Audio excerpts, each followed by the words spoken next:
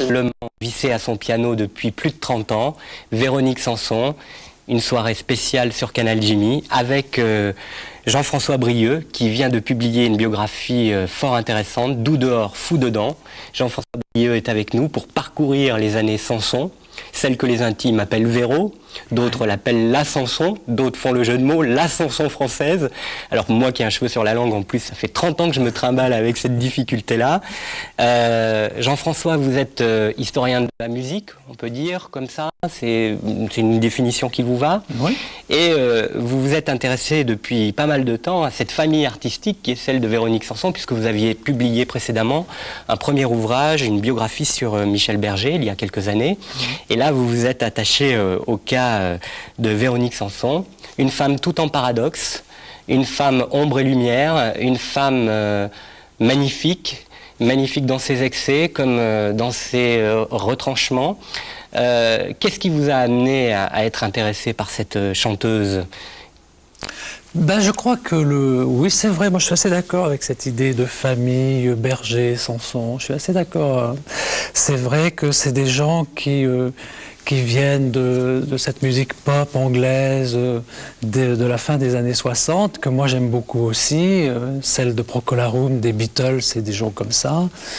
Et c'est pour ça, moi je ne suis pas venu tout de suite à Véronique Sanson. Les premiers albums de Véronique ou de Michel Berger, je les ai pas vraiment écoutés en direct. Je les ai découverts plus tard.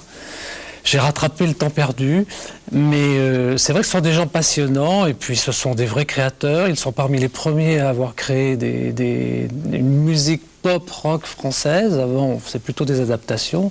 Et pour tout ça, je me suis vraiment attaché à eux, c'est vrai.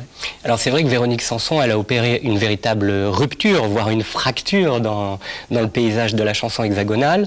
Une femme, auteur, compositeur, interprète évidemment, je dis évidemment avec ce vibrato dont on va beaucoup parler, et puis aussi c'est une des premières femmes qui va devenir arrangeuse de ses disques, qui va devenir productrice artistique de ses disques.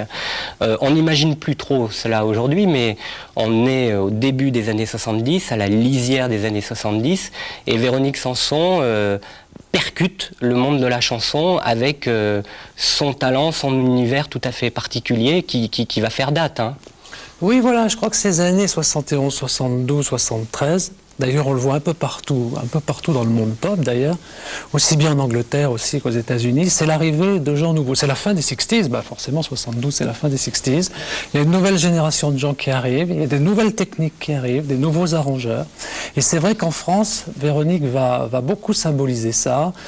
Pour tout ce que vous avez dit, peut-être en numéro 1 d'ailleurs parce que c'est une femme, et que c'est une femme auteur-compositeur et d'une certaine manière arrangeur, puisqu'elle aura un œil toujours très, très aigu sur ses disques, en compagnie de Michel Berger d'ailleurs à cette époque-là, puisqu'il travaille côte à côte à cette époque-là. Et c'est vrai que le premier album qui s'appelle Amoureuse, qui sort, si mes souvenirs sont bons, au début de 72, va être un moment important parce qu'une nouvelle génération d'artistes succède à des artistes qui par ailleurs vont continuer, mais enfin succèdent quand même à une Françoise Hardy, à une Sylvie Vartan, qui étaient les stars de l'époque précédente. Et c'est un petit peu les premiers mots, les balbutiements de ce qu'on va appeler la nouvelle chanson française aussi, qui sera peut-être plus illustrée par des hommes comme Souchon ou d'autres, enfin Souchon, ou Jonas, voilà, exactement, ou Jonas, oui. Et c'est vrai que Véronique, c'est la femme, c'est l'interprète féminine qui va s'immiscer dans cette génération d'artistes. Et c'est intéressant, c'est quand même, ça a été la seule à l'époque, et puis on se rend compte que ça a été la seule pendant longtemps en plus. Eh oui. Alors, ce livre démarre, mis à part l'avant-propos signé Véronique Sanson, mais nous y reviendrons un peu plus tard. Ouais. Ce livre démarre par la rencontre avec Michel Berger. Michel Berger, dans l'histoire de Véronique Sanson, c'est à la fois une intensité exceptionnelle, c'est une rencontre exceptionnelle, c'est une gémellité, on peut dire, un rapport gémellaire entre deux êtres qui sont... On a l'impression qu'ils sont faits de la même eau et du même bois, et en même temps, c'est une passion amoureuse et aussi un grand drame, une culpabilité qui va traverser toute l'œuvre de Véronique Sanson. Oui, parce que ces deux jeunes gens, je devrais dire presque ces deux adolescents, enfin je devrais dire ces deux adolescents, se rencontrent dans un petit cercle assez restreint géographiquement, le 16e, le 17e arrondissement de Paris, les quartiers chics. Nous sommes dans les bonnes familles. Hein. Nous sommes dans les nous sommes dans les beaux quartiers, comme on aurait dit à Aragon, oui, tout à fait. Donc les enfants de la pop sont issus de la bonne famille, quand même, de la bonne bourgeoisie française. Hein. C'est absolument. Et c'est vrai que non seulement ça va être d'abord une vraie histoire d'amitié, une vraie histoire de complicité, ça va être une grande histoire d'amour, et puis ça va être aussi une gémellité artistique forte. D'abord, c'est moi ce que j'appelle des artistes à piano, c'est-à-dire c'est pas la même chose quand même que les guitaristes. Moi, si je disais tout à l'heure que j'ai moins écouté ces artistes au début, c'est que moi je venais plutôt de gens un peu plus désagréables, on va dire, comme Hendrix ou les Stooges, qui faisaient des musiques plus dures. Oui, qui faisaient du bruit avec leur guitare. Voilà. C'était peut-être pas le 16e et le 17e arrondissement, peut-être j'ai commencé par le 10e et le 11e, je sais pas. Mais en tout cas, pour en revenir à Véronique et à Michel, c'est vrai que c'était une pop plus symphonique, plus artistique. Ce sont des gens qui ont pris des cours de solfège, des cours de piano, qui ont une véritable éducation musicale. Et cette gémellité, justement, ça va être d'essayer cette complicité, cette gémellité, ça va être d'essayer de créer une suite française à l'œuvre des Beatles, je crois. Oui. Alors, Véronique Sanson et Michel Berger tombent amoureux. Après s'être rencontrés finalement, hein, ils commencent par être amis et puis l'univers musical qui est le leur fait que finalement ils ont une véritable passion amoureuse et puis un jour Véronique rencontre Stephen Stills, gloire de la pop américaine et du jour au lendemain elle part sans laisser d'adresse et elle laisse Michel Berger avec son piano, ses chansons et son désespoir, puisque Michel Berger composera un disque qui s'appellera Le Cœur brisé, hein, qui est vraiment une lettre absolument bouleversante à cette femme qui part comme ça du jour au lendemain. Ça va marquer toute l'œuvre et toute la composition des chansons de Véronique Sanson par la suite.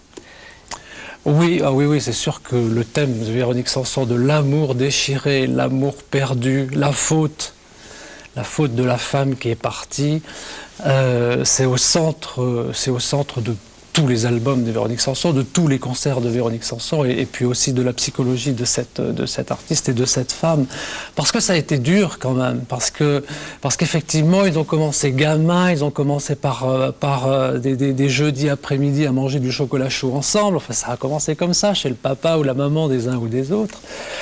Et puis ils ont fait quelques disques ensemble, ça n'a pas été très facile, c'était la fin des années 60. Ils sont passés dans une autre maison de disques qui se créait, et à ce moment-là, succès. Premier album de Véronique Sanson, immédiatement, premier album, succès, carton total. Oui, elle n'a pas connu la galère. Hein.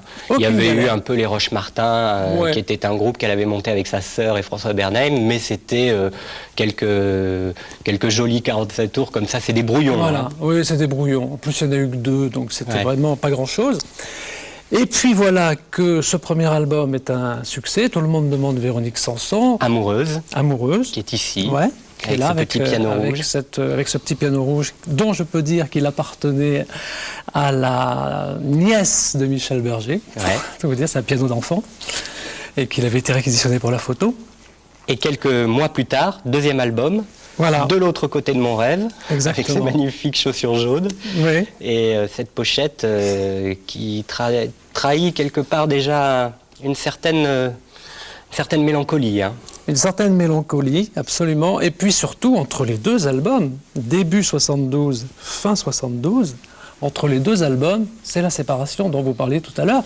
C'est le fameux coup de foudre avec Stephen Stills, qu'elle rencontre au siège de sa maison de disques.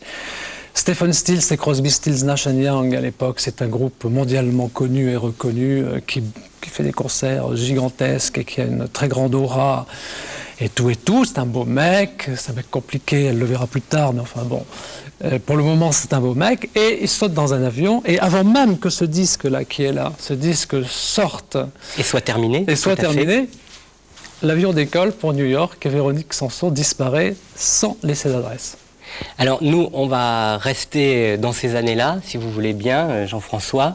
On va se retrouver le 16 juillet 1972 pour un document exceptionnel. Je pèse mes mots parce que moi je suis un admirateur inconditionnel de Véronique Sanson. Je n'avais jamais vu ce document en entier. C'est un discorama de 1972 où Denise Glaser, magnifique, superbe, reçoit une certaine Anne-Marie David, qui était une étoile filante mais fort charmante, fort jolie. Vous allez voir qu'il y a beaucoup de choses à dire. Et puis Véronique Sanson qui chante deux chansons, Vert, vert, vert et Amoureuse.